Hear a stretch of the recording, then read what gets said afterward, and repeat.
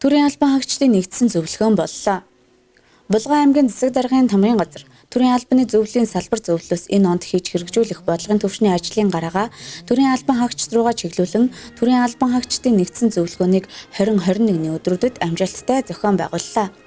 Булган аймагт нийт 3110 төрийн албан хаагч бий. Үүнээс аймгийн хэмжээнд 50 гаруй агентлаг байгууллагын 300 төрийн албан хаагчийг тус зөвлөгөөнд оролцуулж, төрийн албаны хүний нөөцийн бодлогын төслийг хэлэлцэж, төрийн албан хаагчдаа зориулсан уриалгыг баталлаа. Судалгааны дөнгөс үүсгэд төр тэтгэх иргэдийн идэгэл 20%-аас доош орсон үзүүлэлттэй байгаа.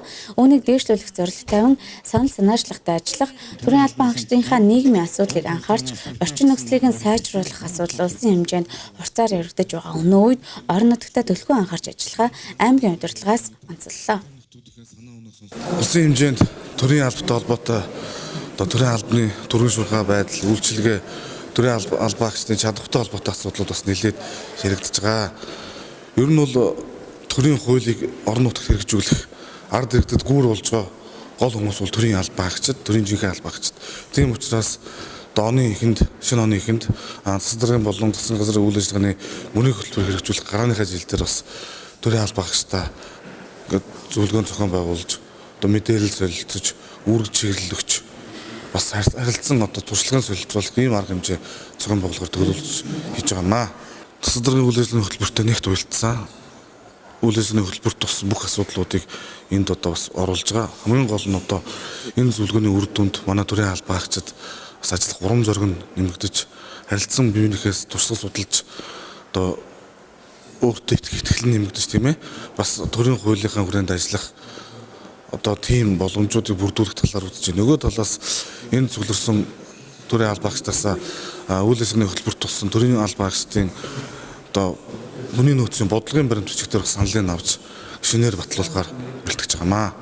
Тэр төрийн албан хаагчийн хүний нөөцийн бодлого гарч ирэгдснээр төрийн албан хаагчдын хамааралтай асуудлуудыг бид бас шийдэж явах юм боломж эрхцээ өчнөд бүрдүүлж байгаа бий болгож байгаа гэсэн. Хөгжлийг хөтлөгч хүч нь бол ард иргэд, Булган нутгийн 61 мянган ард иргэд, тэрийг зохицуулж залуурдад чиглүүлэх хүмүүс нь төрийн албан хаагчид гэж ойлгож байгаа. За төрийн албан хаагчдын Булган аймгийн нэгдсэн зөвлөгөөн, автогоор зөвлөгөөнөө хийж байна. Тэгээ энд төрийн албаны зөвлөл бас ач холбогдлогч оролцож байгаа юм. Улс орны өмнө тулгарч байгаа, орон нутгийн өмнө тулгарч байгаа зорилтуудыг шийдвэрлэхэд төрийн албан хаагчдын оролцоо, үүрэг, хариуцлага маш чухал. Тийм учраас төрийн албан хаагчдын мэдлэг ур чадварыг дээшлүүлэх, ёс суртахууны асуудлыг дээшлүүлэх, за ажлын гүйцэтгэл хариуцлагыг сайжруулах энэ асуудлууд бол өнөөдрийн бас тулгамдсан чухал сэдвүүдийн нэг. Энэ сургалтуудын үр дүнд мэдээж энд оролцсон төрийн албан хаагчид түүгээр дамжаад сум орон нутгийн төрийн албан хаагчдад тодорхой хэмжээний мэдлэг мэдээлэл хүрнэ гэж ингэж найдаж байна. Дээр нь Булган аймгийн засаг даргын хөтөлбөрт бол хөгжлийн хөтөчгсөн энэ хөтөлбөрт дотор бол бас тусгайлан зорилт төвшүүлсэн байна. Энэний өвтөн зэр төрийн албан хаагчдынхаа мэдлэг чадварыг дээшлүүлэх замаар орон нутгийн өмнө тавигдж байгаа зорилтуудыг амжилттай хэрэгжүүлэх улмаар энэ зорилт үйл ажиллагаанд иргэдийнхэн оролцоог нэмэгдүүлэх чиглэлээр энэ сургалт семинарыг зохион байгуулж байгаа явдал бол үр дүнгээ өгнө гэж ингэж итгэж байна.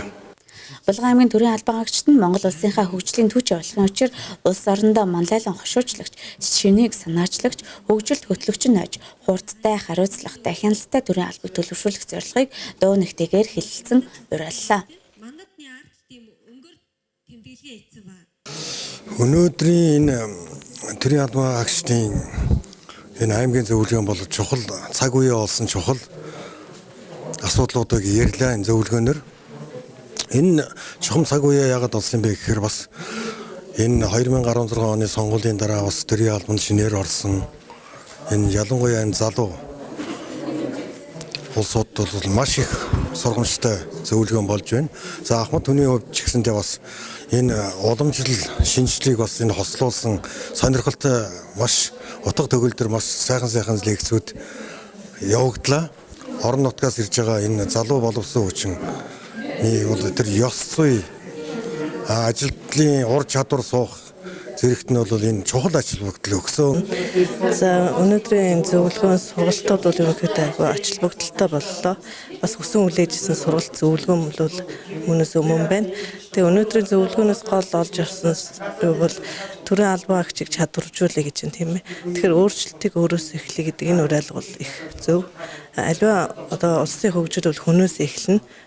Анхан шатны нэгжээс эхэлнэ. Тэгэхээр төрийн албан агч өөрийнхөө эхлээд өөрчлөе тийм ээ. Дараа нь өөрийнхөө ажлыг сайжруулъя.